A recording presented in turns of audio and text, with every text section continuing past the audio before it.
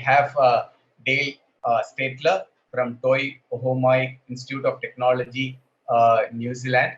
He'll be talking about towards typography of place. I should really thank Dale for being awake. I guess it's a very late in the night, I suppose, in your place. So Yeah, thanks for being patient, and yeah. So over to you. So thanks for your patience, and please join us and make your presentation. Yeah. Thank you, Dave.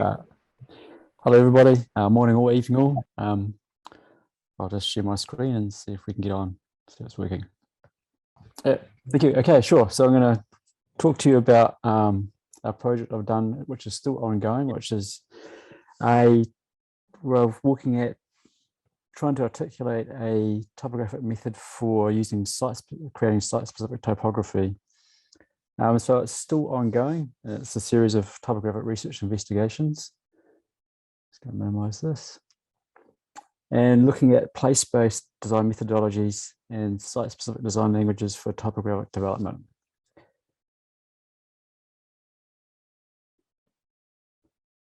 So far, I've created 7 open source typefaces through this project, with others still being in development. Due to time, I'm only going to talk to you about self-appoint rather than the other 7. If you would like to see the others or to look at the actual typefaces themselves, then go along to the GitHub link where they're all located, or some of them can be picked up from Google Fonts. Okay, so here's just a quick overview of some of the typefaces that I've done. Of the 7, unpack, self-appoint, and turret road are sitting in Google Fonts. These others are just sitting within GitHub at the moment here. And self-appoint is the typeface that I'm going to spend time unpacking and describing the methodology for how I arrived at that typeface today. All of them are still OFL licensed.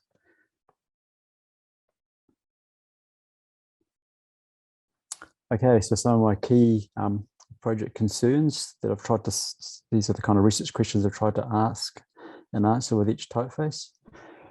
So the capacity for typography to function as a rhetorical device, the generation of place-based typographic design methodologies, generating links between site narrativity and letterform narrativity, maintaining authorial intent. So what happens to these project origins, to the typefaces once they're released into the wild, the inherent tension when reductively designing for utility. So how do you capture the vernacular of a site and filter that through a desire to make a typeface useful, and straddling the formal and the vernacular. So we'll see how those kind of concerns play out in self-appoint.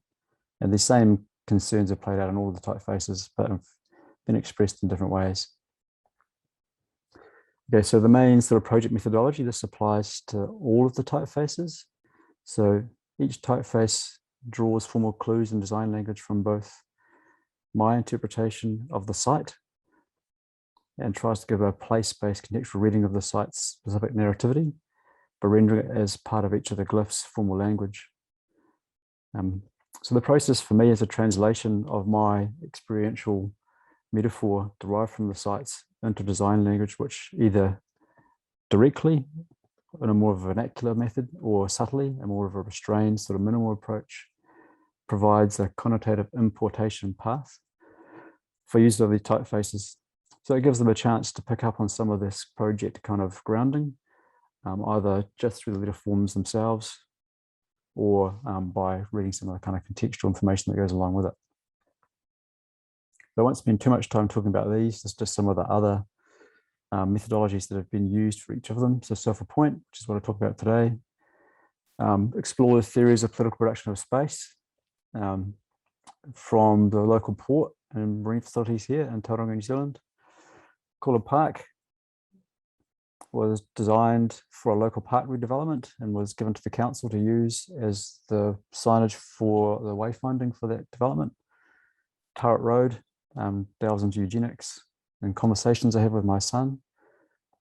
Daycare is a really fun, childish-like typeface.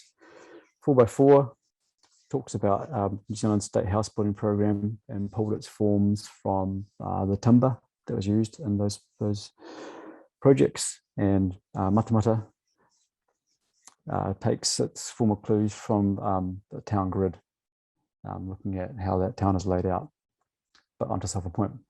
Okay, as I said before, it explores the intertwining roles of Lefebvre's production of space and senses of place as progenitors of a design language for the development of a site-specific typeface.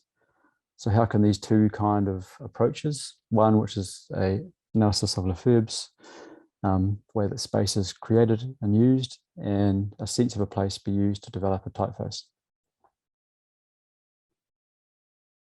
Okay, so I guess a key element for all of these typefaces and this project as a whole is defining what a sense of place is. I've arrived at this kind of approach within typography due to my background a long time ago as studying geography. So my very first university qualification was as geography, and I left that and then ended up entering the world of graphic design, and then still found that I still have a strong sense in locations and what we make of those locations and how those locations impact on our relationships with the world. So that's kind of come back and has informed this typographic project. And for me, a sense of place is defined as our emergent relationship between our surroundings and our being. And we express those relationships with localities via our emotions, biographies, and imaginations. And then contingent with that is a sense of place is the acknowledgement that sites and place are mediated and produced in line with Henry Lefebvre. And it talks about how often a place that we have a strong relationship with is actually being moderated by the state, and that plays out very much so in the self-appoint typeface. Okay, so the actual self-appoint site, it's a mixture of port and recreational marine facilities in Tauranga.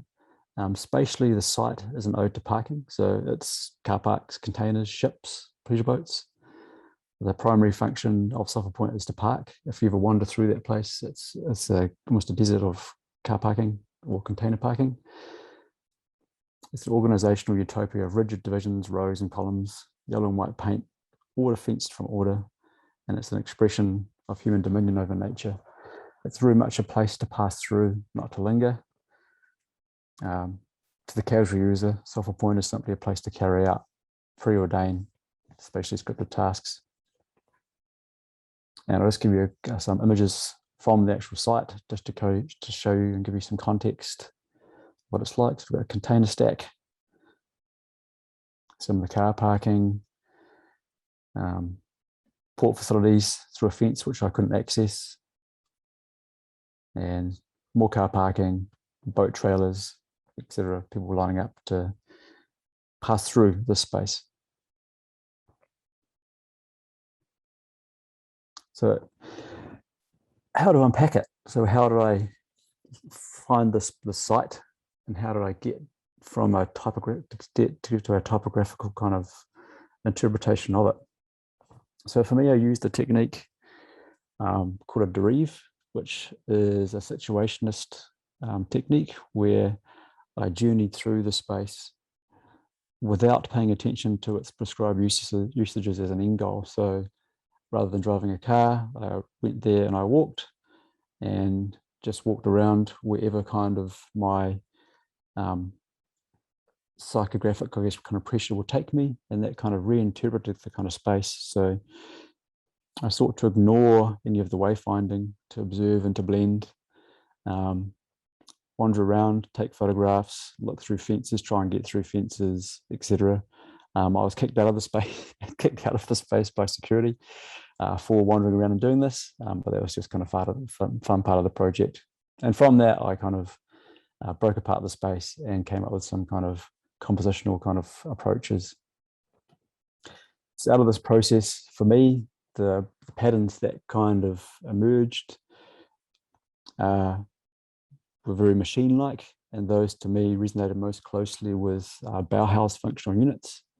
And that kind of connection between the way the space is organized, the use of car parking, the geometry, the order, gave me a formal approach that I could then apply towards the development of a typeface.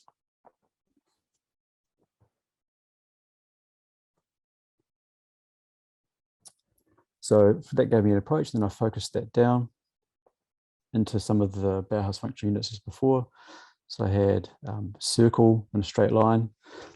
How these signifiers are rendered within the glyphs of a typeface attempts to signify the simplicity, angularity, abstraction, economy, and sharpness of Bauhaus compositional units. So that applies to the individual glyphs themselves. And then how those signifiers are applied as a design language across the entire glyph set signifies the more organizational units such as unity, consistency, organization. So for me, there was a one-to-one relationship between a lot of the Bauhaus formal units and the way the space was divided and organized. So that gave me a good formal clues for how I could actually apply that to the typeface itself.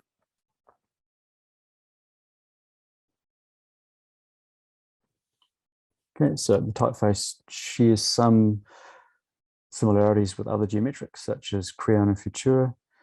The typeface is formally restrained as a reflection on both the ideology of the space it's drawn from and my personal design approach to create useful and used artifacts. And this kind of tension I mentioned earlier on plays out through my typefaces, is that part of the process or part of the ideas that we have within this, I have within this process, is that sites can be interpreted in a very vernacular and conversational manner, but that doesn't necessarily lead to the most useful results within a typeface. So they're generally mediated into a form that means the typeface can be given the most affordance and be used by the most people. So I'll run through just a quick look at Sulphur Point itself, the typeface, and how that's kind of been rendered and come out of this site. So let's look here, just the Sulphur Point, just a few of the glyphs. It's rendered in 3 weights, kind of a light, regular, and a bold. This is the bold weight, showing some of the character sets.